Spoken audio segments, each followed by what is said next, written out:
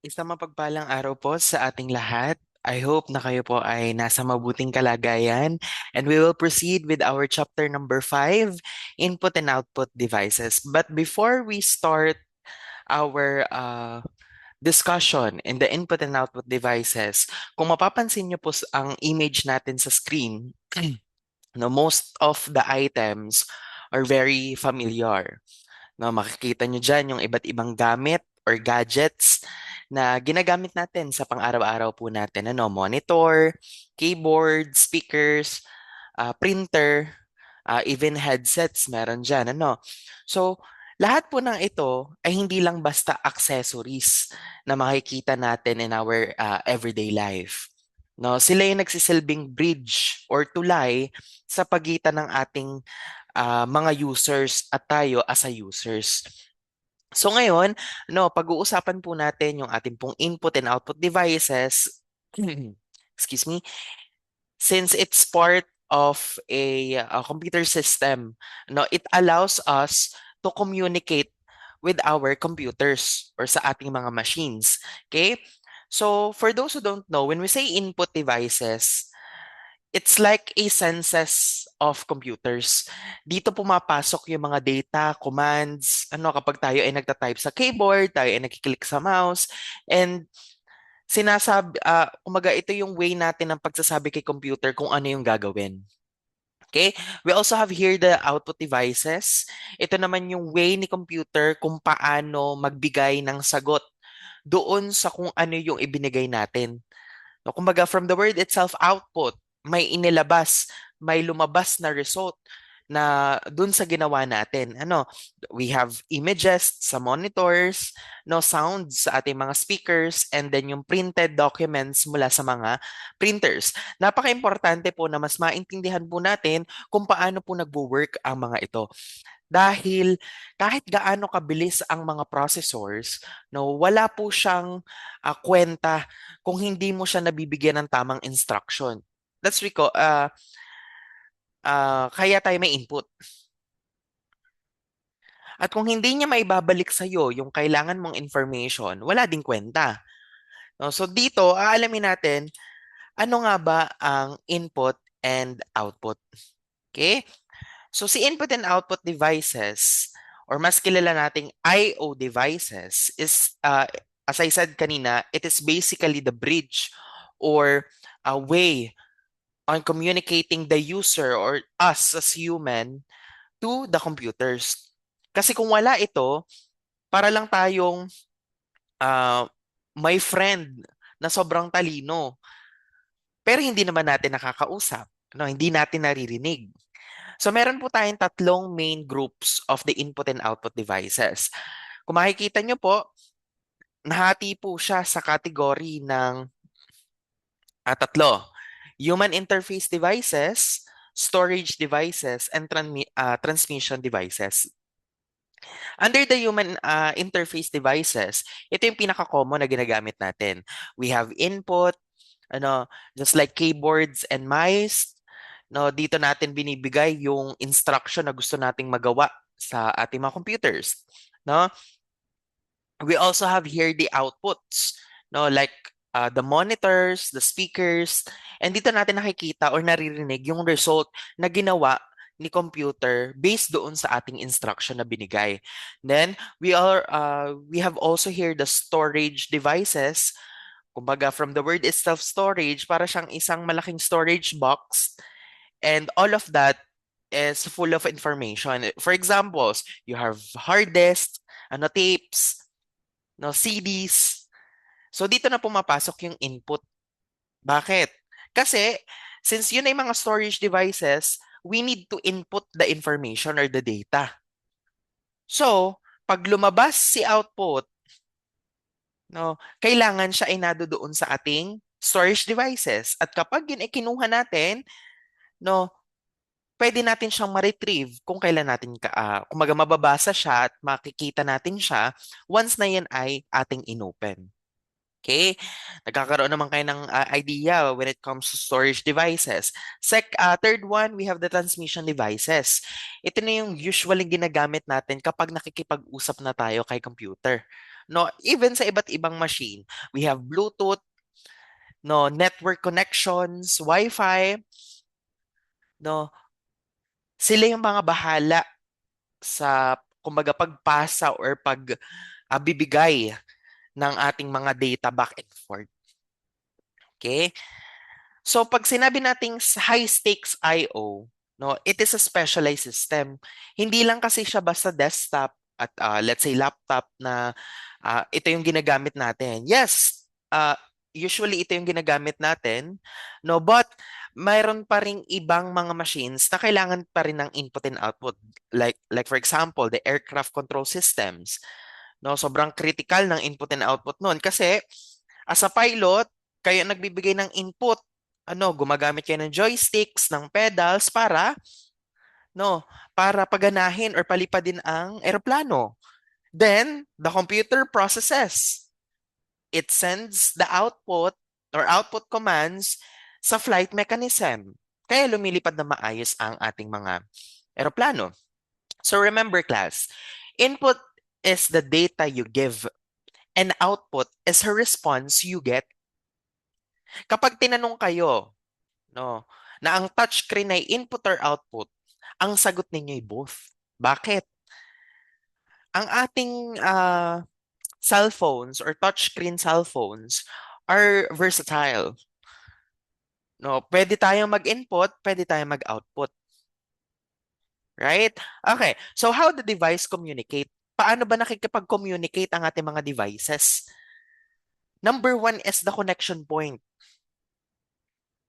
We have ports and PHY or pi, or it's referred to the physical layer of the OSI model. Model? It's model.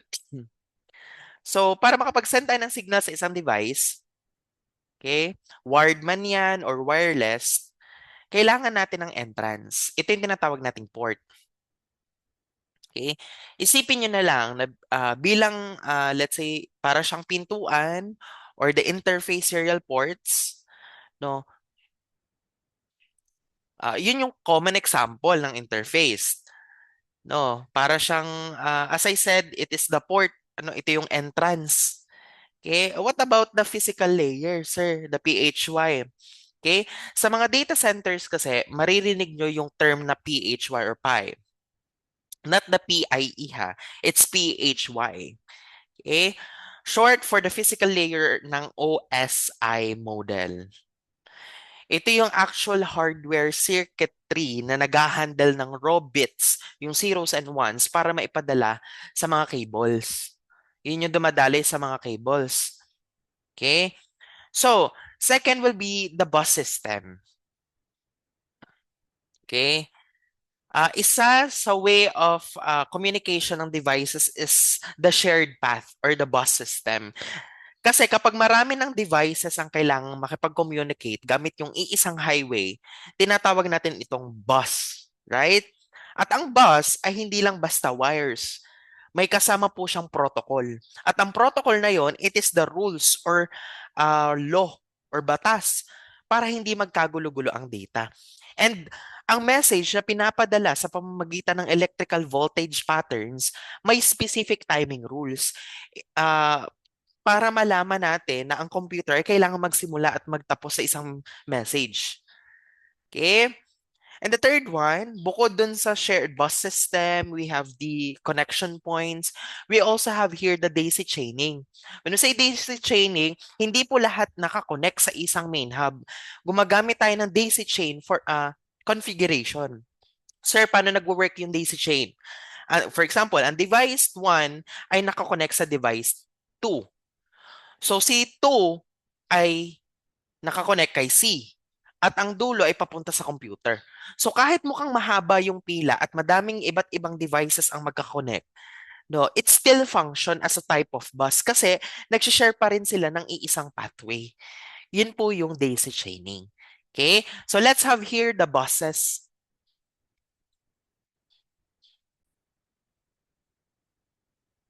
Okay, one of the most important ano, part of the computer architecture is the buses. Kasi yung concept ng buses, like for example, no, alam naman natin na ang bus sa totoong buhay ay talaga nagdadala siya ng pasahero from point A to point B, right? So for example, sumakay ako ng bus sa terminal sa Batangas, gusto kong pumunta ng Lipa, point A, point B. Okay? So if we're going to apply it onto the computer, ang pasahero ay yung data, right? Pero hindi lahat ng bus ay pare-parehas. Bakit? Kasi sila ay nagva-vary depends on the speed. No, not just the speed, signaling methods, and the overall performance of the bus. Okay? Sir, bakit meron diyang PCIe or yung Peripheral Components Interconnect Expressed? Okay? Yung mga modern system kasi mostly the PCIe yon, no?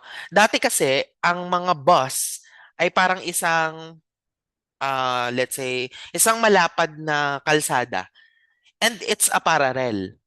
Pero kapag ang ginamit natin ay PCIe, yung Peripheral Components Interconnect Express, gumagamit tayo ng multiple lanes.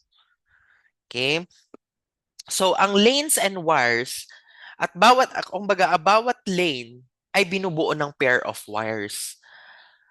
The logic is one pair ang magsa-send at isang pair ang magre-receive. Eh sir, merong may full duplex communication. Pag sinabi natin full duplex communication, dahil magkakahiwalay ang wires for sending and receiving, no, kaya ni PCIe ang simultaneous communication. Walang unahan, walang traffic, no, sabay na nakikipag-usap ang dalawang components. Okay? In terms of throughput and scaling, okay, mamaya may papakita akong example of the PCIe Gen 3 8 X8 or Generation 3. Ito yung makikita natin yung speed per lane.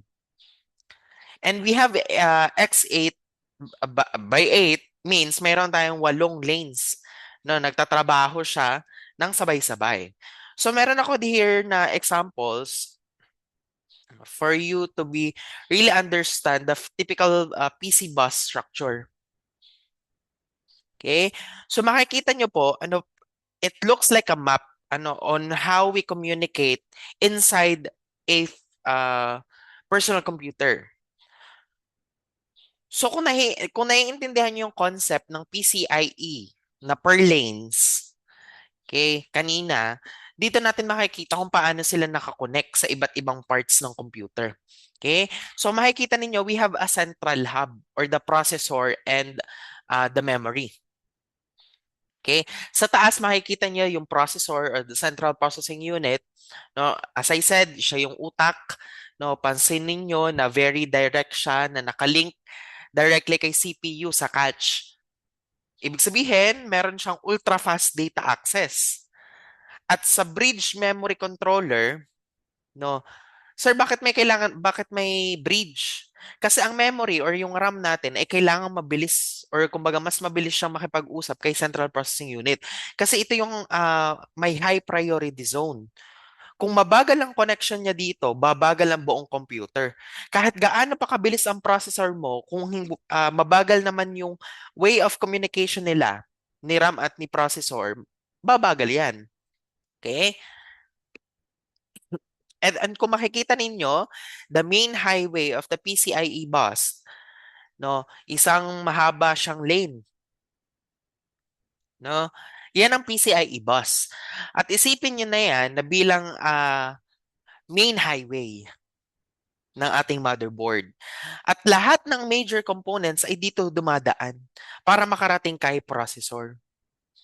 Okay? So lahat ng graphics controller, monitor, dito nakakabit.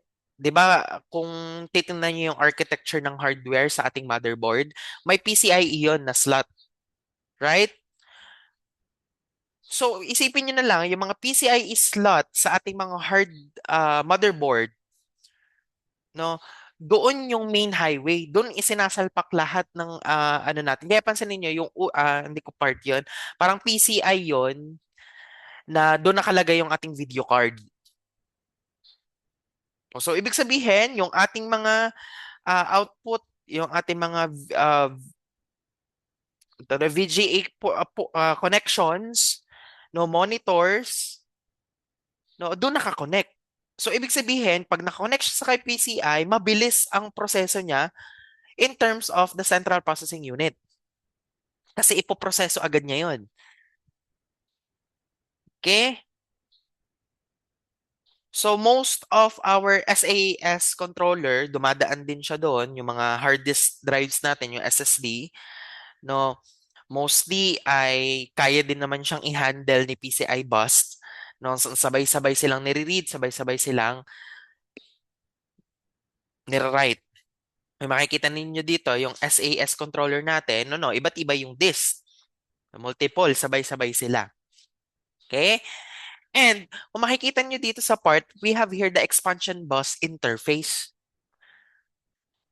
Okay? Siya ay nakakonect sa isa pang maliit na bar, no, the expansion bus. Sir, bakit hiwalay? Ang mga devices kasi gaya ng mga keyboards, USB ports, para sa mga mouse, printers, and etc. Hindi kasi siya kasing bilis ng graphics card. Hindi nila kailangan ng expressway.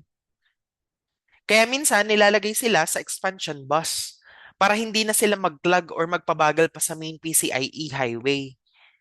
Para siyang side street, no, sa isang highway, no, para sa mga mababagal na sasakyan dito sa kanan. Tapos yung mga mabibilis dito sa kaliwa para hindi sila makaabala. Ganun po yun dito. Okay, if you're going to memory map, the input and output, we have here. No, so makikita ninyo yung the table. Okay, each devices ay merong I/O address range by hexadecimal. Okay? Sir, ano ba yung memory mapped I/O? So sa madaling salita, ang memory map I/O ay isang technique na kung saan, no, parang niloloko natin sa central processing unit. Bakit? Imbis kasi na gumamit ang central processing unit ng special instruction para lang sa mga devices natin, no, ginagamit natin siya or tinatrato natin siya as mga device registers. Kumbaga para siyang mini storage sa loob ng hardware controllers. Para lang regular na bahagi siya ng main memory or ng RAM natin. Ngayon, meron kasi tayong traditional way on how we isolate input and output. Dito, may separate door. Ang central processing unit, parang memory. No, may separate door para sa I/O. So kailangan natin ng special commands like in or out para makapag-usap ang mga devices, right? So if we're going to memory a mapped way, no, may iisa po silang address space.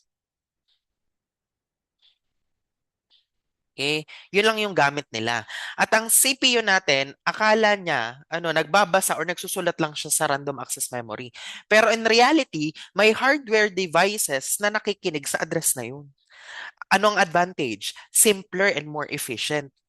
Dahil kahit anong instruction ang pwede sa memory, like yung move or load, no, pwede na rin siyang gamitin sa ating mga devices. So kung makikita ninyo yung table, no, sir, bakit kailangan namin malaman yung ganitong pwede namang devices na lang, bakit kailangan pa namin malaman yung address ranges? Okay? Kasi each devices ay may sariling command. No? Mapupuno ang CPU ng so many instructions, thousands of instruction. Pero dahil meron tayong memory map I/O, ang system ay naging unified. Tandaan ha, ang address na range na 320 to 34F, okay, ayan ay exclusive para sa hard disk controller. Ibig sabihin, kapag ang central processing unit ay nag-access ng address sa 321, okay, alam na ng hardware na okay para sa hardware 'yan, no. Hindi ito para sa random access memory. Kaya tatandaan nyo ha, sa shared address space, ang RAM at ang I/O devices ay nakatira sa iisang map ng address. At ang standard instruction, hindi na kailangan ng special code. Standard data transfer na lang. No, sapat na. Okay? In terms of efficiency, mas mabilis ang development ng drivers dahil mas standard ang paraan ng pag-access. Okay, nagigets ba? So here is the input and output port consists of four registers. It is called a status control. No, data in, data out registers. Okay? Doon muna tayo sa status register. Okay? Si status registers, ito po yung read-only window ng host. Okay? Dito natin tinitingnan na ang computer, kung tapos na kumbaga dito natin titingnan kung tapos na yung task. Kung may error ba. Kung ready na ba yung data. Para siyang status bar na dito na makikita ay ongoing pa ang download. No, busy, ay ready, nasa ready state ang ating mga devices. Okay? Yun po yung mga status registers. Now, for those who don't know, okay, yung I/O port natin, this will be the communication hub. Second, control register. No, kung si status register is read only, si control register, it is the write only. Part pa din naman siya ng host, pero ito yung nagpapadala ng commands kay computer. Kung gusto mong simulan ang, let's say, gusto kong mag-print or gusto kong baguhin ang mode ng aking devices, dito natin isinusulat ang instructions. Okay? Ano pa? We have the data out registers. Meron tayong data in, data out. No, tatandaan ninyo, it is the way of actual information kapag pinaprocess na natin siya.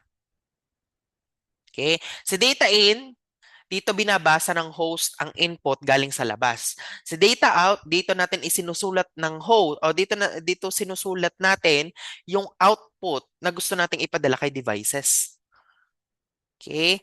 So meron tayong three types of external devices. So we have the human readable, machine readable, and communication.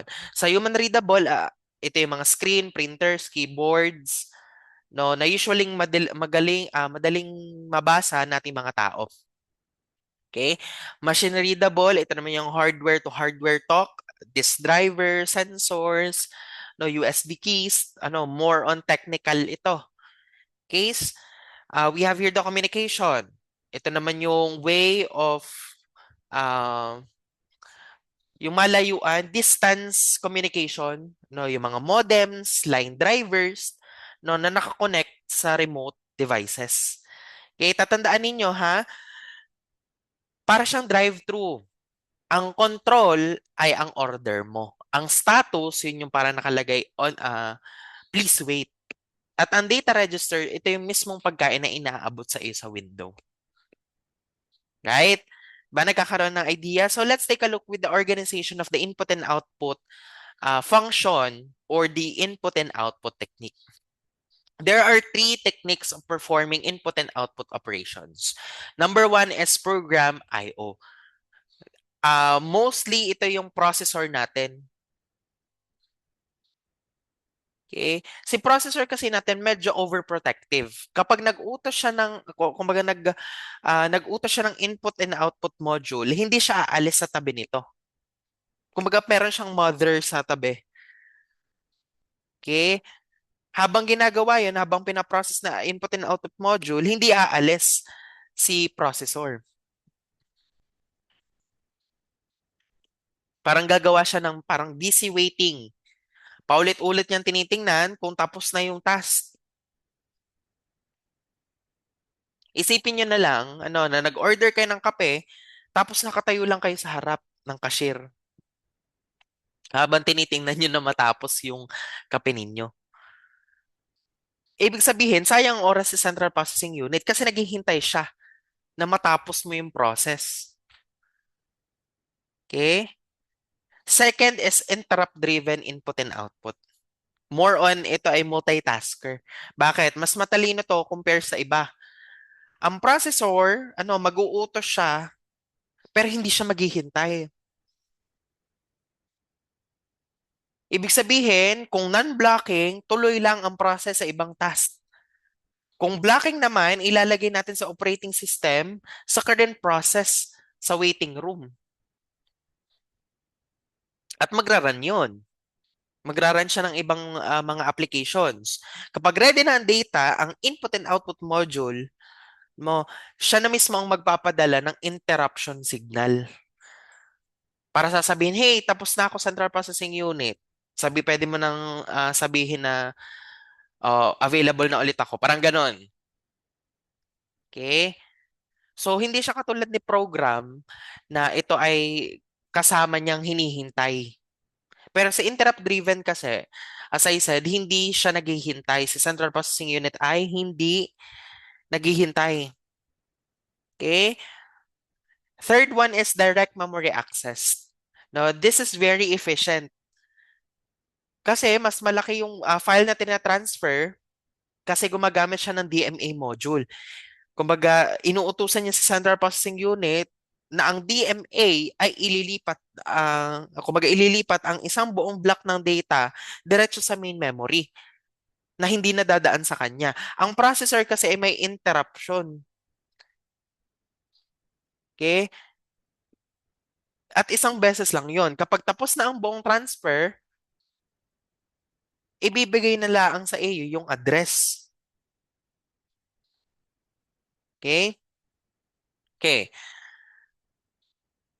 Program I/O is usually very slow and manual. Okay? And sa interrupt driven, input and output is better for multitasking. While sa direct memory access, it is uh, nakafocus on the bulk data transfer. Okay? So, in terms of interruption driven input and output, okay, the basic interrupt mechanism works as follows.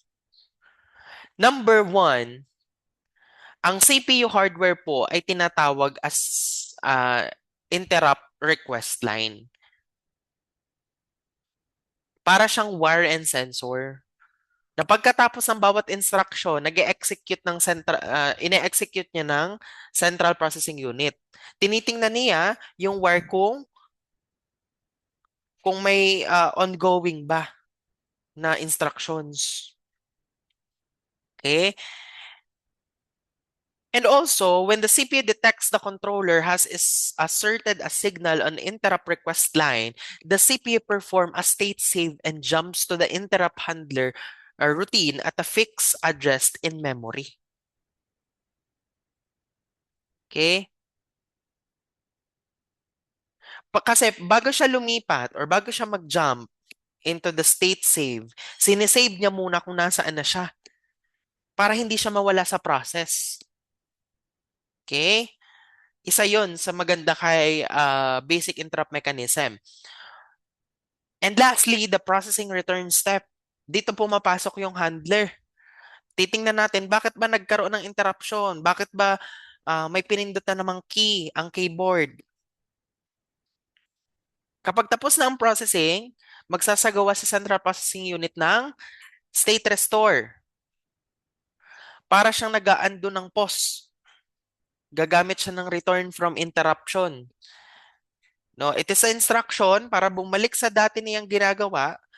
No, no, walang nangyayari. In short, ang interruptions ay way bakit nagkakaroon ng multitasking ang computers natin.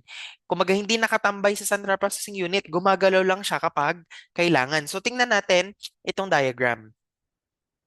Kung makikita ninyo, ang device driver initiates in input and output. Nagsisimula po siya, dito po nagsisimula lahat. Okay? At kaya kung pansinin nyo, malapit siya kay Central Processing Unit. At ang device driver, para siyang translator ni operating system. Siya magsasabi kay CPU na, oy, kailangan na natin ng data galing sa hardware. Okay? So si CPU, i-execute niya, i-check niya kung may interruption between the instruction. So, magkakaroon ngayon ng initiation ng input and output control side. Ipapasa ni Central Processing Unit kay I/O controller, sasabihin niya kay CPU, ikaw nang bahala rito, tawagan mo na lang ako pag tapos ka na. No, pagkatapos nito, Central Processing Unit, babalik siya sa ibang trabaho para hindi siya nakatambay lang. So, yung input ready and output complete or error, habang busy central processing unit sa isang bagay, yung input and output control naman ang nagtatrabaho in the background. Kapag nakuha na niya yung data, kumbaga input ready na, at natapos na yung pagsusulat niya for output complete, o kaya mag-error na siya for ready or ready na siya for reporting. Okay? So once na na-receive na ni interruption yung transfer control to interrupt the handler, pupunta na siya ng interrupt the signal. It interrupts the handler processes data, returns from interruptions. Imbes na si CPU ang babalik, mag-check na, okay, okay, tapos na ba si I/O controller? Hindi. Magkakaroon lang siya ng interruption na, okay, CPU, meron ako interruption signal, pwede mo na akong anuhin ulit, gamitin ulit. At kung mapapansin niyo yung dash line ng CPU side, ang CPU kasi ay nagche-check ng interruption between the instruction. Hindi siya basta-basta tumitigil. Tinitingnan niya muna, no, ah, habang nag ah, habang ongoing yung calculation, tinatapos niya muna yung ongoing command bago siya mag-interruption. And once the CPU receive the interruption or the transfer control to interrupt the handler, no, ititigal niya muna yung ginagawa niya. At kukunin niya yung status or yung current task para hindi mawala at ipapasa niya yung control sa interruption handler. No, yung interruption handler isa siyang special software routine na marunong mag-handle ng specific request. Okay? So, once the interrupt handler process the data, it returns from interrupt. Dito na ipinaprocess ng data yung galing sa keyboard at kukunin niya yung keystroke galing sa disk. Ililipat niya yung data sa memory at pagkatapos ng emergency, no, magpapadala siya ng signal for handling. And pagtapos na yung interruption, CPU will resume the processing of interrupted task. Okay, babalik na ulit siya dun sa ginagawa niya dati bago nagkaroon ng interruptions. Sir, bakit ito mas efficient? Wala siyang interrupt system kasi. At ang CPU kasi nakikipagpalitan lang siya, naghihintay lang siya kay input and output hardware. Okay, next.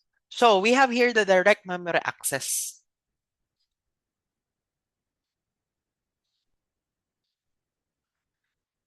So si direct memory access or the DMA, imagine niyo na lang na sa central processing unit natin para siyang high level manager. Lagi ko na yung example. Sobrang talino pero sobrang busy. At tuwing may kailangan ilipat na data mula sa hard drive papunta kay RAM, si CPU ang gumagawa niyan manually, byte by byte. Na para bang si CEO, no, siya yung magbubuhat ng mga box papunta kay warehouse. Sayang ang oras, diga? Pagod ang CEO. So dito pumapasok si DMA unit or the Direct Memory Access Unit. No, para siyang special assistant na marunong sa ng way of working ni CPU. So how it works? Kapag kailangan po natin ng malaking data, hindi na po napapagod si Central Processing Unit na gagawa ko pa to, gagawin ko pa to. Mag-uutos na lang po siya kay DMA module. Ibibigay nito yung apat na mostly ginagawang or pinakamalagang detail na meron po sa CPU. Number one is the input and output device address. No, kung kanino galing, kanino ibibigay ang data. Second will be memory address. Sa ang part ng random access memory natin siya ilalagay at kukunin yung files. Okay? We also have here the data count. Gaano karaming words? Gaano kalaking file ang ililipat natin? Okay? And once na nakuha na ni DMA yung mga marching orders, no, sasabihin niya kay CP, boss, okay na ako, ako na bahala rito. Okay? Magche-check muna ako ng email, magpo-process muna ako ng ibang application. At ang DMA, no, siya yung pansamantalang hahawak ng system bus. Siya yung mismong maglilipat ng ang data directly between the input and output devices memory. At pag natapos na ang buong transfer, magpapadala na lang siya ng DMA that interrupt signal para sabihin na ang CPU ay done na. In short, binabawasan ni DMA ang workload ng Central Processing Unit para mas mabilis ang efficient ng computer natin. Okay? And the direct memory access, okay? The processor continues with work. It has delegated this input and output to the DMA module. Okay? The DMA module transfer the entire block of data, one word at a time, directly to the memory without going through the processor. Okay, so talagang napakalaking bagay na nadyadyaan si direct memory access para hindi lahat sa central processing unit ang gumagawa. So tingnan natin itong diagram. So makikita ninyo, si CPU, yan yung device driver that told the transfer drive to data to buffer the address X. Okay? So ibig sabihin, parang sasabihin na ni device driver na, uy, kailangan na natin ilipat yung data ng drive 2 papunta kay buffer address X. So ngayon, ang gagawin ni CPU ay mag-hand off siya ng controller. Dito na nagsisimula yung mag-delegate ng CPU. Okay? So sabihin, okay, device driver, SAS driver controller. O ito, kailangan mo na siyang gawin. Ilipat mo na siya. No? Byte by byte.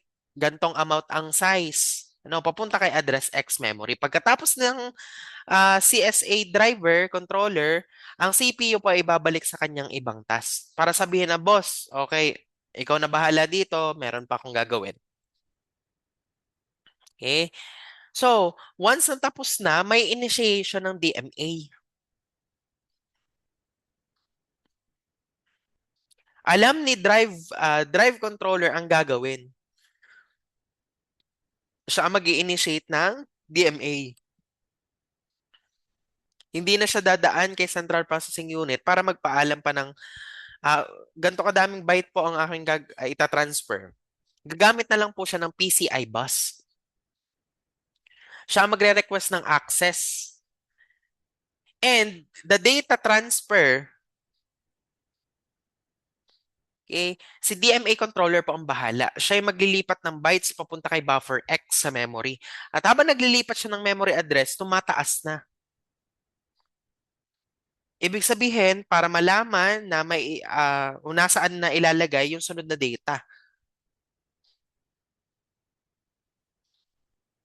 Kaya pansinin nyo diyan, meron siyang ang C is equal to 0. Nag-initiate siya sa 0. At yung count na C, no, pag yan ay nag-decrease,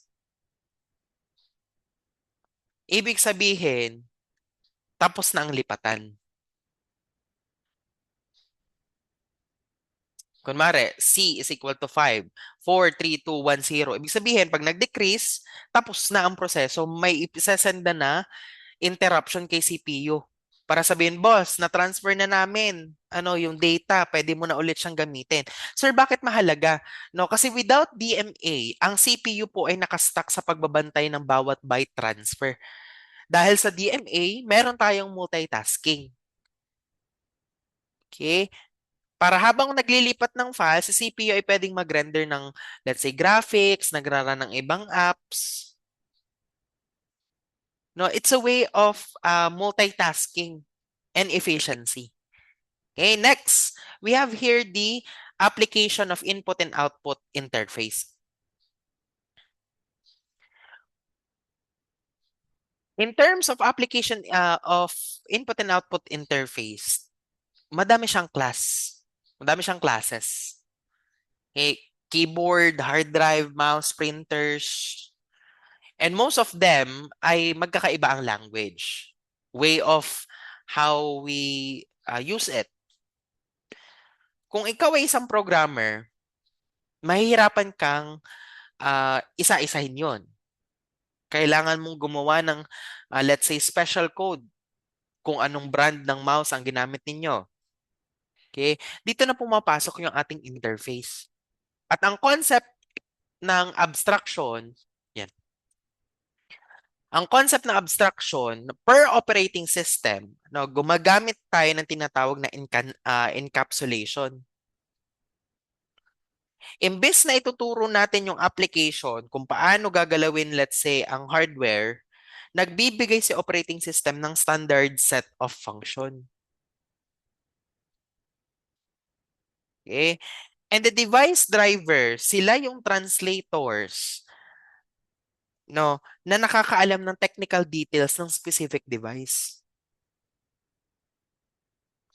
At pinapakita niya na ang system ay isang standard interface lang.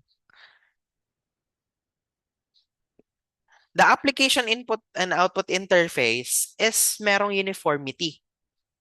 Generic yung command. Read, write.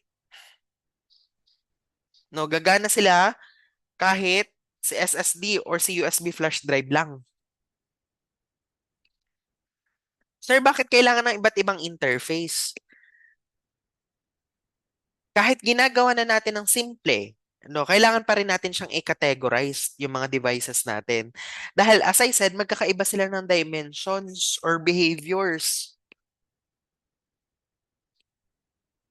Okay? And one of the vary in many dimension of devices is character stream or block. May mga devices kasi na paisa-isa lang ng letra, no, per keyboard. Yung iba naman, bulto-bulto, no, per blocks, parang mga hard drives. Ano pa, sequential and random access. 'Di ba yung mga tape drive natin, no? Kailangan mo nang i-rewind or magkaroon ng sequential. Pero ang disk, pwede kang tumalon specifically sa random part, shareable and dedicated. Ang printer, isa lang siyang, kumbaga, isa lang dapat ang gumagamit ng time. Very dedicated. Pero ang hard drive, pwedeng sabay-sabay. No, basahin yung maraming apps. Very shareable. Okay? In short, si application input in I/O interface ay nagsisilbing bridge. It hides the complexity of the hardware para ang mga developers natin ay nakafocus lang sa logic ng application. At ang operating system na ang bahalang makipag-usap sa hardware via drivers. Okay? So kung titingnan po ninyo, no, lagi, sabi ko nga, ang kernel, it is the core of the computer or the operating system. Okay, at makikita ninyo na meron siyang boundaries and levels. At kung mapapansin ninyo, hindi directly nakikipag-usap ang hardware kay kernel. Dumadaan siya sa mga iba't ibang controller. Kasi as I said, magkakaiba po ang commands ng bawat input and output. Mukha lang pare-parehas kasi basta lang naman tayo nagsasalpak. Pero in reality, sa loob ni computer, magkakaiba po sila ng commands. Na dapat, yung mga commands na yon ay may mga controller, may mga driver. At lahat ng yan ay kailangan makita at maunawaan ni kernel input and output subsystem. That's why, mapapansin nyo, mayroong interruptions. Okay? So, if we're going to talk about the kernel input and output system, it is kernel provides many services that is related to the input and output. Scheduling, buffering, caching, spooling, no, reservation, error handling, and it provides by the kernel input and output system, and it builds on the hardware device, no, for driver infrastructures. So unahin natin si input and output scheduling. Alam niyo na naman sa scheduling. no? Familiar kayo kay first come, first serve, familiar kayo kay round robin. Ganun lang 'yon, no? Kung kung yung mga instruction ay may scheduling kay Central Processing Unit, ang ating po mga input and output ay may scheduling din. Okay, hindi ko na-emphasize to kasi you are very familiar with the scheduling. No? Ito naman yung way ni ah, CPU para ma-maximize natin yung ating mga instructions. Okay? So dito tayo kay buffering. Okay? Si buffering po, no, ito na yung pinaka one of the important concept of operating system in terms of data transferring, buffering. No? Alam niyo yung feeling na kapag nanonood kayo ng YouTube ay naglo-load? Yung naglo-loading, yung hindi tuloy-tuloy yung play, that's it, that is buffering. But if we're going to take a look, why it actually happens, it is based on the material. It is basically a buffer is just a temporary. Parang kumbaga na, si buffering, waiting area yan. May loading. May waiting area sa memory natin para sa data habang tinatransfer natin. Sir, bakit natin to kailangan? May tatlo kasi tayong main reason. First one is the handling speed mismatches.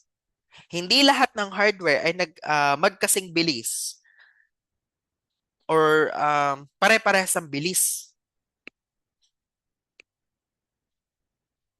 Let's say for example, the SSD, sobrang bilis, ano? Pero mabagal naman ang internet. Kung walang buffer, hihinto ang buong system. Kasi hinihintay niya yung bawat packet. And with double buffering, habang pinupuno ng isang buffer, binabasa na yung isa. Continuous ang flow, walang lag. And it also managing data sizes. Minsan kasi malalaki yung message, pero ang network natin maliit lang. Ang buffer, siya nagsisilbing assembly line. Dito natin tinitipon, pinagdidikit-dikit lahat ng data. No? And one of the most crucial part in terms of reliability ay yung copy semantics. Bakit? Kapag nag-save ka ng file, gusto mo kung anong itsura ng data at the moment, yun agad ang masisave. Kahit baguhin mo pa yung file, yung app mo, habang nagre-rewrite ka, no, safe ang data. Dahil walang kinakopy si operating system sa isang kernel buffer. In short, si buffering is also it is also about efficiency, compatibility, and reliability. Okay? So, we have here the caching. No, si caching naman, no, it is usually uh, one of the secret weapon of the computers. Bakit? Mabilis tumakbo ang everyone. Si Catch kasi, fast lane siya ng memory.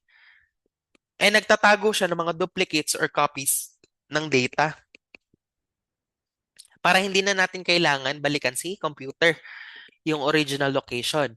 Like yung hard disk, sa sobrang bagal, kumaga mas mabilis si Catch compare kay hard disk. Halimbawa, yung mga program instructions na nasa disk, ika-catch muna natin siya sa main memory. Tapos, directly siyang ipaprocess sa CPU catch para sobrang bilis ma-access. And if we're going to compare the catch versus the buffer, no, malilito na kayo. Bakit? Ang difference kasi nila, ang buffer ay temporary holding area habang ninanavigate yung transferring ng data. While the catch, meron siyang duplication. May original source, para sa background, meron siyang copy na hawak for speed. Eh sir, bakit sila masyadong lagi naghahalo or lagi nagmi-mix? Minsan kasi ang operating system natin ay medyo madiskarte. Ginagamit niya yung same memory area as both yung buffer at yung cache. Kaya tinatawag natin to minsan na buffer cache. At kapag nag-request ka ng file, hindi agad titingin ang computer sa disk. Sisilip muna siya sa buffer cache. Nandito na ba to? Okay na ba to? Nando na? No, para iwas delay. Tinitipon muna nila ang cache para sa isang bagsakan na transfer na.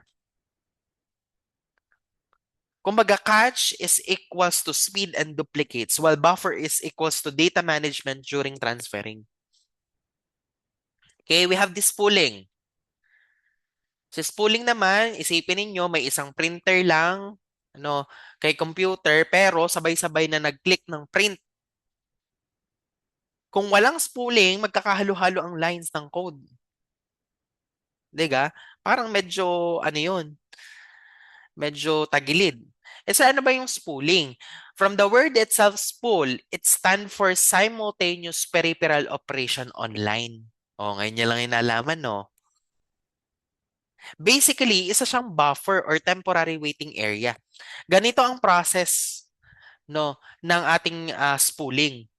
Meron tayong interception na tinatawag. Imbes na dumiretso sa printer yung data, no, kumbaga ina-intercept niya na, kumbaga si operating system, ini-intercept niya, no, bago siya papuntahin kay printer, yung data kay printer. And then also, meron siyang separate files. At bawat print job na isinesave ninyo as separate disk file, kahit sabay-sabay kayong mag-send, hindi sila magmi-mix kasi may sarili-sarili silang pila. Meron silang queue. No, di kaya pansin niyo, pag kayo nagpiprint ng sabay-sabay, may queue kayo. Yung una nakapag-send, kumbaga parang siyang may first come, first serve. May print queue. One at a time. Organized, malinis. Sir, bakit kailangan? It is because of efficiency. No, hindi na kailangan mag-wait the computer na matapos ang print bago niya ulit magawa yung isa pang task. Once na-spooled na yung file, akala ng computer tapos na siya. Kaya mas mabilis ka makakabalik kay sa main main ongoing desktop mo. Kaya pag nagpiprint kayo, pag ongoing, pwede ka mag-exit, tapos maggagawa ka ulit ng panibago habang ongoing ang printing. Spooling po yun. And si spooling ay may control siya in terms of queue. Pwede niyang i-cancel, pwede niyang i-pause, pwede niyang i-reorder. No, at kapag may nakita kayong printer icon sa taskbar ninyo at may nakalagay na pending 1, pending 2, spooling yun. Okay? Sana matandaan ninyo na spooling ang tawag doon. Okay, next is device reservation. From the word itself, reservation. No, for example, nasa ComLab kayo, may isang printer, pero 5 kayong gustong mag-print ng sabay-sabay. Kung walang system, ano mangyayari? Magkakagulo-gulo yung papers, magkakahalo-halo ang text, rather, or the documents. That's why we have device reservation. It provides exclusive access. Ibig sabihin, may allocation. Kapag nakita niya ang system na idle o walang gumagamit ng device, tulad let's say ng mga printers, magnetic drives, i-assign na niya yung isang specific process lang. And one of the most kumbaga, usage of device reservation is the allocation. Once kasi natapos na ang process, kumbaga nagamit na yung device, ile-let go na niya. I-de-allocate na niya para magamit ng iba. Sir, bakit ito kailangan? It watches out for deadlock. At sa operating system, ang deadlock po ay isang moment na kumbaga naghihintayan ang process. Walang gumagalaw. Parang traffic sa EDSA, o kaya traffic dyan sa labas ng GCH. Wala nagbibigayan. And by managing reservation, si operating system po, hindi na magagaagawan. Hindi mag-aagawan yung application sa iisang resources.